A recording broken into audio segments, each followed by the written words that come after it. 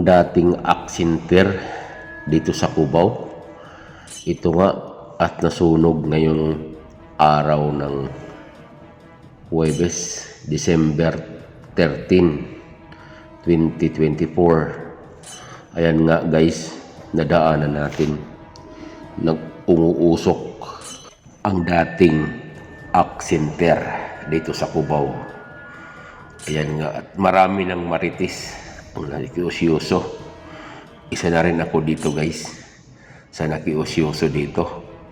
Nandito pala ako guys sa may bandang farmers, sa gilid ng farmers building.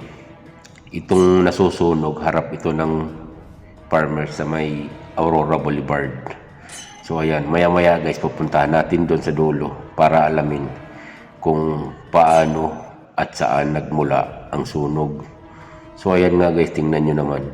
Habang naglalakad tayo, nakita nyo naman na sobrang itim ng usok. Hindi pala tayo lumapit dyan kasi gawa nga ng may mga transformer ng mga kuryente. Baka sakaling pumutok o kaya aksidente magliyab. Nahinto nga pala yung ating LRT dahil nga sa makapal na usok dyan sa may release ng LRT natin. So nandito tayo sa may Pure Gold kung saan malayo lang tayo doon sa pinangyayarihan ng sunog.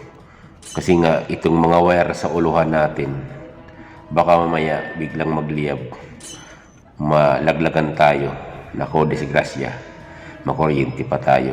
At yun na nga guys, biglang dumamay yung fire truck dahil nga sa napakakapal na nausok. Tingnan nyo naman yung nilalabas na usok. Napakakapal na guys.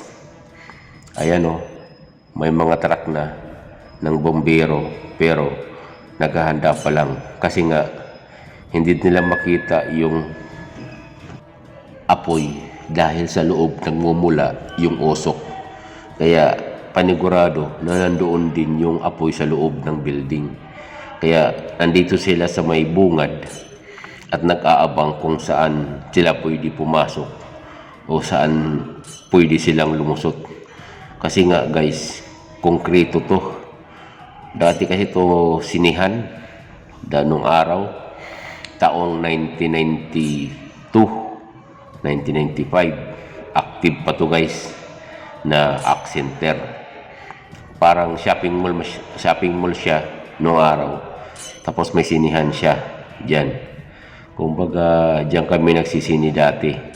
Pero nung sumulpot na yung farmers, yun biglang humina